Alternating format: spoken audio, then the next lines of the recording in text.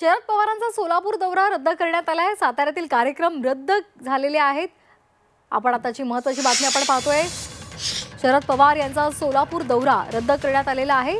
त्यांचा साताऱ्यामधले जे कार्यक्रम आहेत ते वाढलेले आहेत आणि त्यामुळे त्यांनी सोलापूरचा दौरा रद्द केलेला आहे अशी माहिती समोर आली आहे। आताची महत्त्वाची बातमी आपण पाहतोय। शरद पवार सोलापूरचा दौरा करणार होते, मात्र साताऱ्यामध्ये अतिरिक्त कार्यक्रम आहेत आणि त्यामुळे त्यांनी सोलापूरचा दौरा रद्द करण्याचा निर्णय घेतलाय।